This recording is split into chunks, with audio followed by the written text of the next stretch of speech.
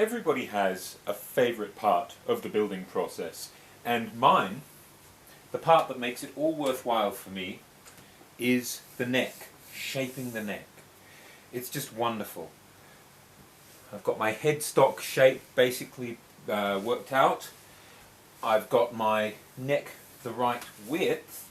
All I need to do is put in the neck profile, and to do this I'll be using a few tools. Shinto rasp, which is just a fantastic saw rasp, and it takes off material very quickly. A block plane, which is again great for just taking off material quickly and in straight lines. A regular round rasp.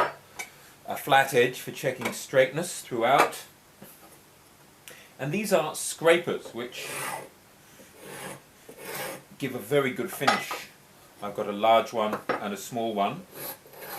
There are lots of different types of scrapers. These are actually called carve scrapers. They're just a particularly fantastic heavy scraper, but there are lots available.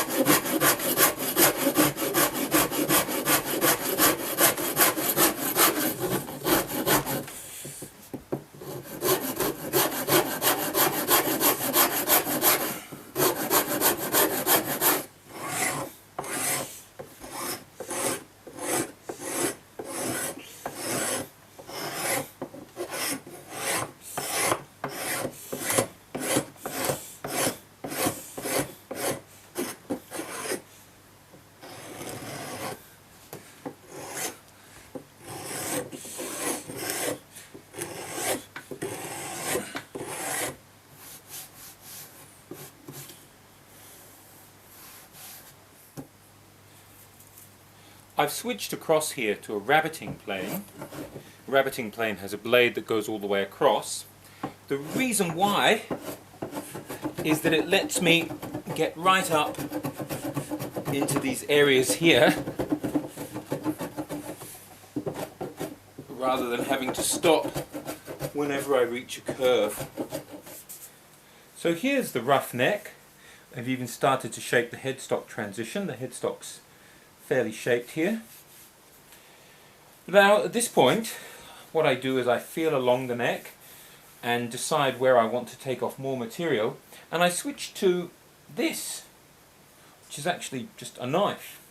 This is a Japanese knife, but I mean any knife would do the job. And essentially what I do is from here I refine my carve even further.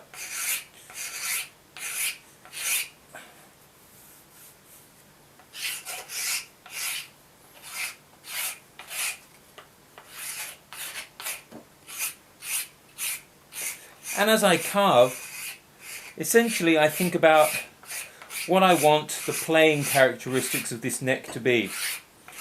Traditionally, Les Paul Juniors have had thicker necks. I prefer thinner necks. I'm actually going to go for a bit of a compromise with this guitar, I guess. I'll probably go just a little bit thicker than I'm comfortable with, but definitely thinner than a traditional Les Paul Junior. I've said before that when you're not using power tools, the sound you hear as you carve is the sound of the wood. And I can hear the neck responding as I carve it. I can hear the harmonics in the neck. I can hear the sounds that the neck is going to create as I carve. It's really quite exciting, and it gives me an idea of how I want to shape it. Thicker, thinner, whether I carve away more material at different points, just to make a slightly different sonic profile. And, as Ovid said in the Metamorphoses, here we are again. I've granuled the edge. I've taped the template to the face here so I don't damage it with any moving around. And what I'm going to do now, simply with my number 5 plane to start with, is take off the material on the back. Ooh, that blade needs some adjusting. There we go. Let's try that. Ah, that's better. On the back I'm taking off about 2.5 mil. So this will be a faster process, but again, I'll finish by smoothing with the Japanese plane.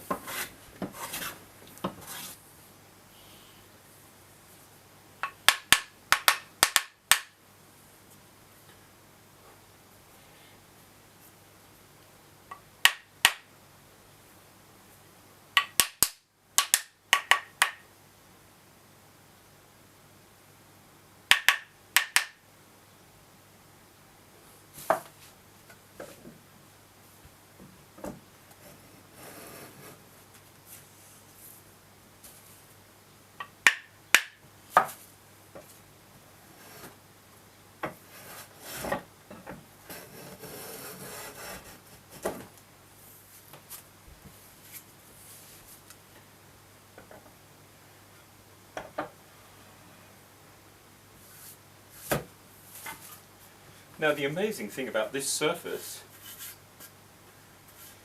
is that it wouldn't need any more prep. Basically, it's ready to go. This surface too is a little scratched up in a couple of places, so it'll have to be sanded, but both surfaces are really very finely finished. And now it's time for a little bit of carving. What I'm going to do here is actually carve this portion of the neck, which is where the heel will emerge.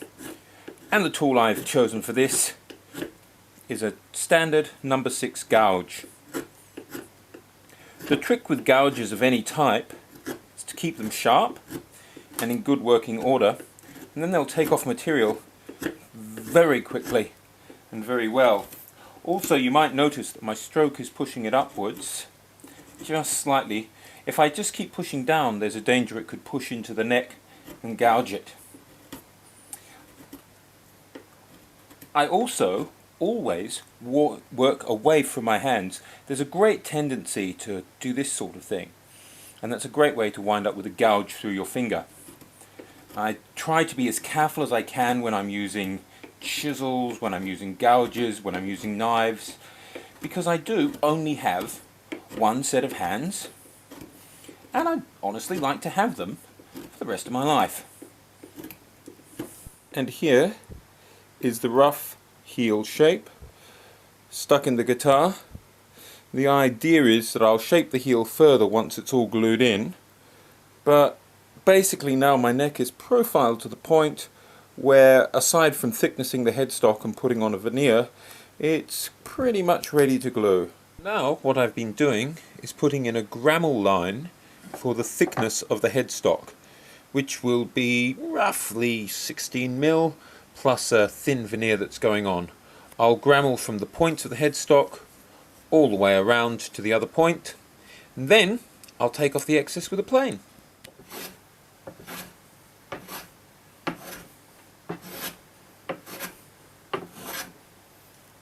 Now, this is my headplate veneer and it's nice and thin. I've been just doing some experiments on it with gold pens and things to see my inlay, but that's not what I'm going to do in the end. And all I'm going to do is cut out a rough shape using, well, actually these are tin snips, but I can pretend this is tin.